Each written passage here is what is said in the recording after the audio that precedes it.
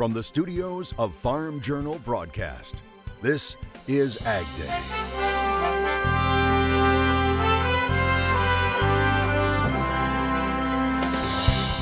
Coming up on Ag Day, the president said China would be buying a lot of U.S. ag product, but the wait continues, and now he's firing back. The USDA rolls out its July report with a few surprises and plenty of unknowns. We don't know too much more about the corn and soybean production numbers now than we did prior to the report. While the situation on the ground may already be changing in the Deep South. While it is uncertain what the impact will be, we will be affected and we must be prepared. Ag Day, presented by the all-new Chevy Silverado, the strongest, most advanced Silverado ever. Good morning, I'm Clinton Griffiths. The Gulf Coast is bracing for an impact from a storm that's likely to turn into a hurricane. It could bring devastating flooding and test the limits of the Mississippi River's levees. Right now, authorities have suspended all ships entering and exiting the lower Mississippi River due to the storm and nearly 1/3 of oil production in the Gulf. The storm, brewing in the Gulf of Mexico, presents twin troubles for parts of southeast Louisiana. The possibility of a high Mississippi River will be lapping at the tops of levees this weekend.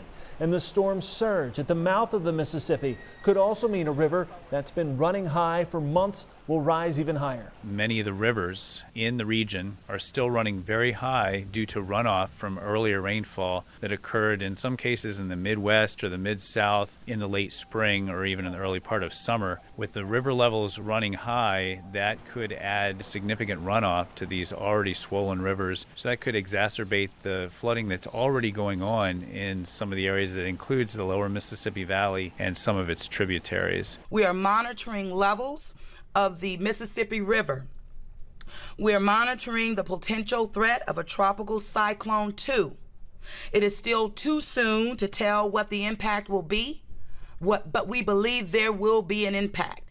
Forecasters said Louisiana could see up to 12 inches of rain by Monday, with isolated areas receiving as much as 18 inches. Mississippi and Texas also at risk of torrential rains.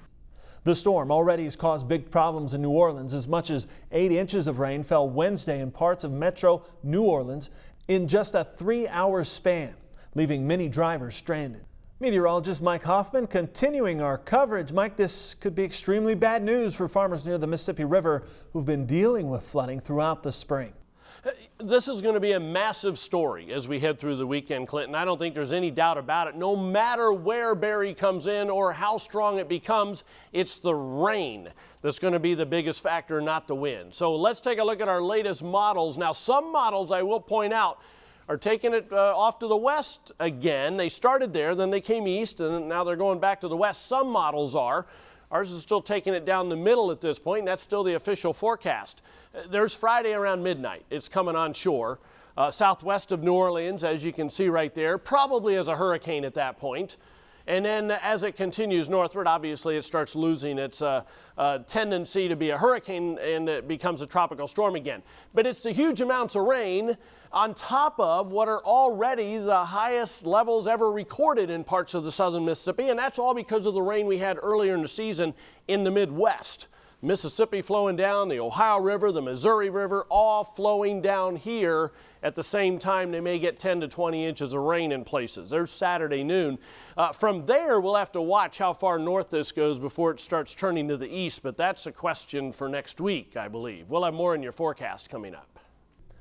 USDA releasing its July crop production report ahead of the storm, and even though it plans to resurvey for August, there are a few surprises in this report. USDA leaving corn yields unchanged at 166 bushels per acre, but it raised overall production based on higher planted acres. Again, using the same acre numbers from the June acreage report that USDA has already said it will be conducting a resurvey on. Now on soybeans, USDA reducing yields by 1 bushel to the acre. Production is in at 3.8 billion bushels, down 305 million from last month and lower than the trade expected. USDA also expecting fewer planted and harvested acres to go along with those lower yields. The acreage numbers are certainly a point of contention here. USDA did use its June 28th acreage numbers, so they used that 91.7 for corn and that 80 million for beans. Most people, I think USDA included, believe believe that those numbers are wrong. That's why USDA is conducting a resurvey of acreage in just about every major corn and soybean growing state here during the month of July. And those results will be released in conjunction or as part of the August report, which will be out around this time next month. So at the end of the day, we don't know too much more about the corn and soybean production numbers now than we did prior to the report. I don't think there were any major surprises here. Wheat being harvested right now. USDA projecting the harvest at 1.92 billion bushels. That's up 18 million bushels from June. Yields, they're pegged 1.3 bushels per acre higher at 50 bushel to the acre.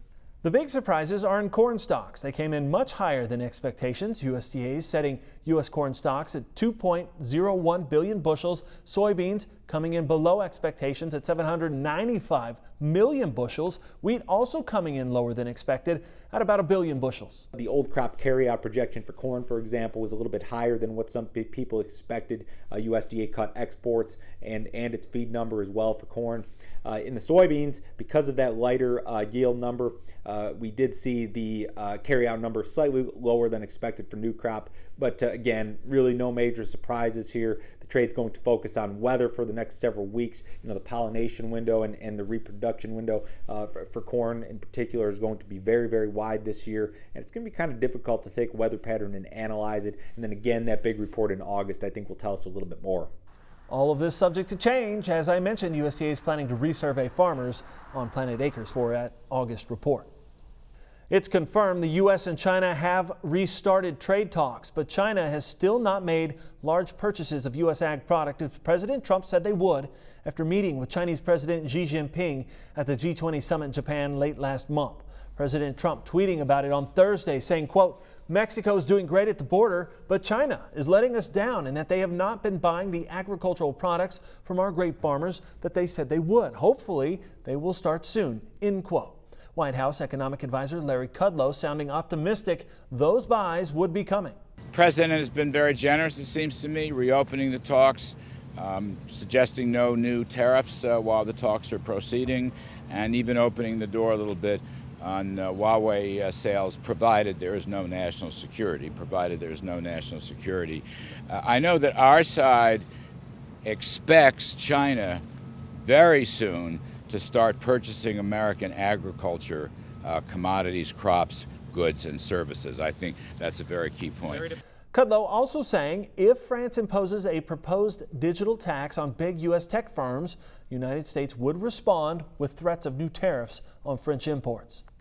Now, China did make some small buys of U.S. ag last week, the country buying 127,800 metric tons of soybeans. That includes 140,000 metric tons switched from unknown destinations. Net sales of soybeans were reported at 132,200 metric tons, which is down 84% from the previous week. China also buying some pork. Meanwhile, the U.S., Mexico, and Canada continuing to move toward approvals for a new trade agreement. Here at home, U.S. Trade Representative Robert Lighthizer is spending time with Congress Thursday. He's continuing negotiations with Democrats, tapped by House Speaker Nancy Pelosi. CNBC reporting this week that the White House plans to send the implementing bill after September 1st. That will give Lighthizer more time to get Democrats and Pelosi on board. We'll continue our market conversations around the new USDA report. That's coming up next. And later, wet weather, limited field work this year. We've got tips on fighting Palmer amaranth from the experts at Kansas State. Closed captioning is brought to you by BASF. Grow smart with BASF. We create chemistry.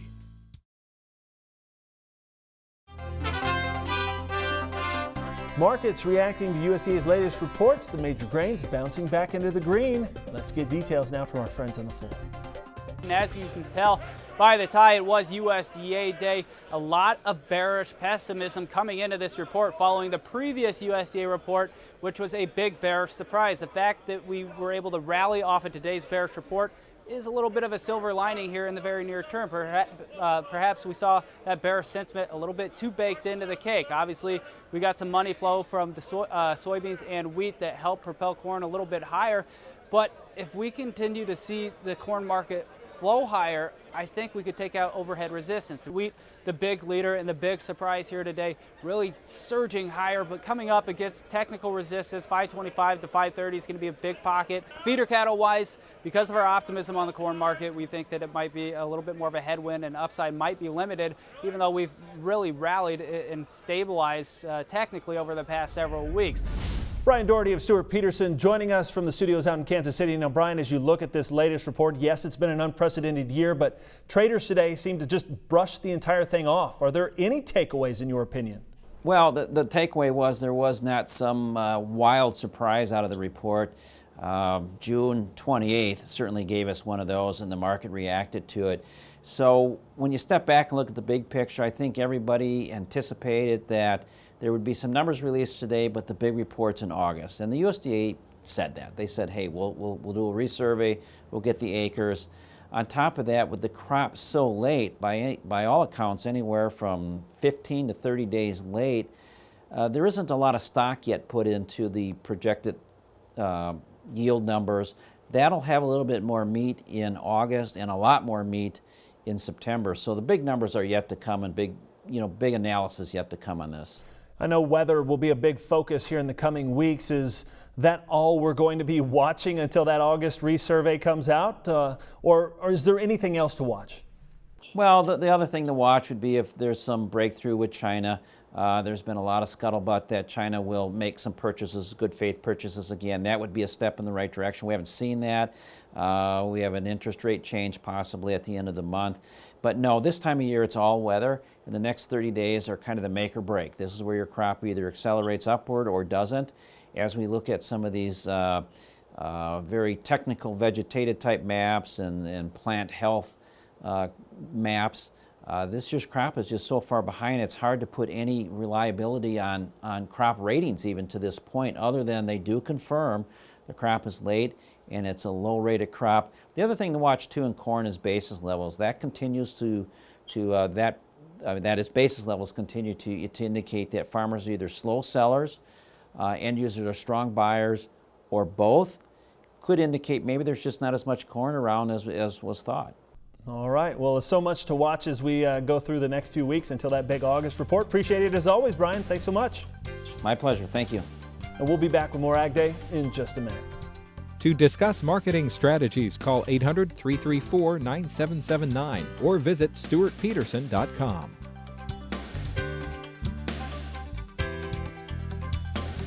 The IBM Watson Decision Platform for Agriculture, helping to feed a hungry world with the power of AI.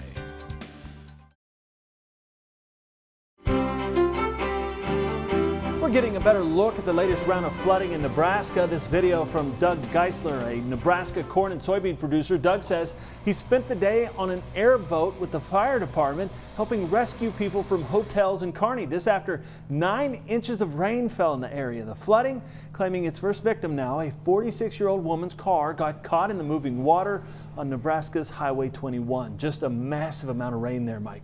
And that can happen in thunderstorms, obviously. Sure. It's usually a pretty small area. It's not like back in the spring, but nonetheless, it's awful for a small area like that. And now we're turning our attention, obviously, down to the Gulf of Mexico. Now, as far as winds go, we won't be seeing any huge winds quite yet, except right along the shoreline in Louisiana. You can see the rest of the country. Not too much wind as we start today. It'll get a little breezy, the western Great Lakes, parts of the west, some of the higher elevations especially. And it will continue to get a little windier then closer to the shoreline of Louisiana. By morning then, it's definitely turning very windy in the shoreline areas, and that starts to expand inland as we head through the day. And a lot of those higher winds are probably going to be a little farther east, and our model right there is showing. A little bit breezy across parts of the Great Lakes as well, and a few spots in the west. Drought monitor. We're still kind of watching it. There's a few spots in the southeast, a few spots in New Mexico, northern plains, northwest. Go back a month, wasn't a lot of difference. There was a larger area in the southeast that had some drought conditions, and that's become a little more spotty because of scattered thunderstorms, obviously, and that's typical in this situation. So that's not the big issue. Obviously, the biggest issue is too much water, and we're going to add some more with Barry coming inland. The rest of the country, though, high pressure from the Great Lakes into the southern plains going to keep things dry. Just hit and miss thunderstorms along the northern front and also in the southwest. Heading through tomorrow morning, the cool front trying to drop towards Chicago and Barry coming inland, as you can see. And as we head through Saturday, it's going to start to interact with this front. How far north this thing comes before it starts to move east is the big question, and the models are a little bit all over the place on that, something that we will keep you advised of as we head into next week. Precipitation estimates past 24 hours, mainly in the east. Adding in the next 36, we'll add a little bit more in parts of Florida, but we're going to start to add a lot in southern Louisiana and a few spots in the upper Midwest. High temperatures today, still muggy in the south, a little more pleasant. Great Lakes in the northeast, hot in the southwest, obviously. That's typical for this time of the year.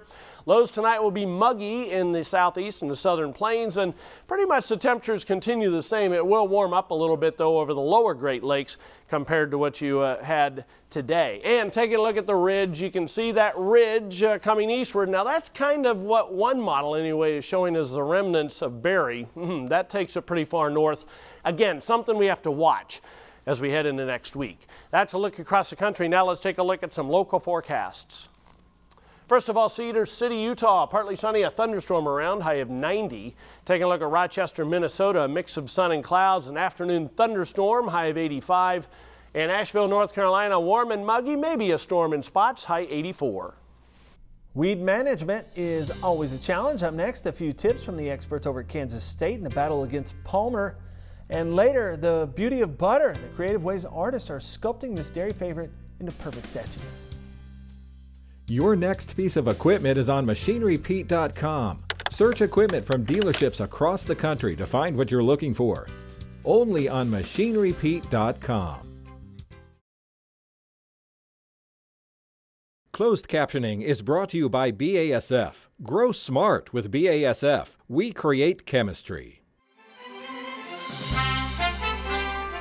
They grow tall and fast, making them hard to control. Kansas State agronomist Vaipan Kumar talks about some of the things producers can do to control glyphosate-resistant Palmer amaranth. Herbicide-resistant Palmer amaranth has become one of the major issues for growers in the Midwestern United States. We are standing now in a corn test plot where we are trying to test some of the chemistries or alternate chemistries which we can use in the corn to manage glyphosate-resistant Palmer amaranth. As you see here in this field, we have just sprayed some glyphosate as a start burn down treatment. Most of the grasses are dead and Palmer was dead, but later on we see another flush of Palmer amaranth. As you see here, these plants, they have come up after we plant our corn here.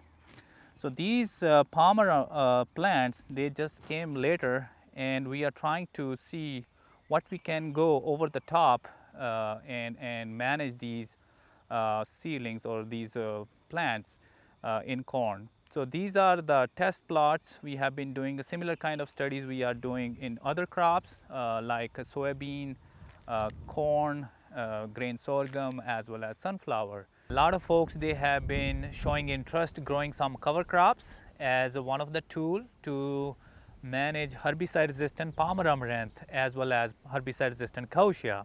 And you can see these 4 rows of soybean we sprayed with the Roundup and Panther MTZ in mid-April. Looks much cleaner than compared to just Roundup treatment what growers normally go.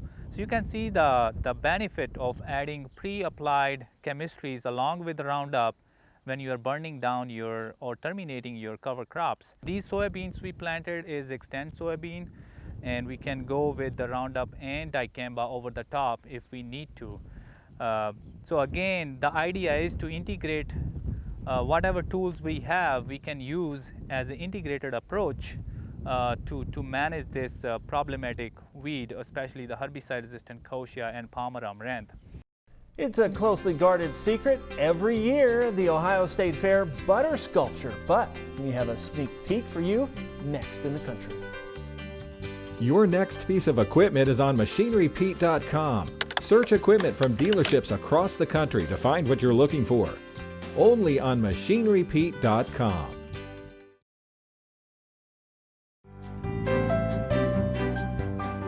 Work is underway on this year's Ohio State Fair 2019 Butter Cow sculpture. Now, sculptors have started building the wooden and steel frames to hold the weight of the butter. Then they'll slice the butter and layer it to cover the frames. After hundreds of hours of molding and smoothing, the sculpture will come together in its final form. Now, you might remember last year's display. It celebrated the 35th anniversary of the classic holiday film A Christmas Story. But this year's theme, chosen by the American Dairy Association Mideast, remains a secret right now. The theme will be unveiled Tuesday, July 23rd. We can't wait. That's all the time we have this morning. We're sure glad you tuned in. It's been part of your day with us. From all of us here at AgDay, I'm Clinton Griffiths. Have a great day.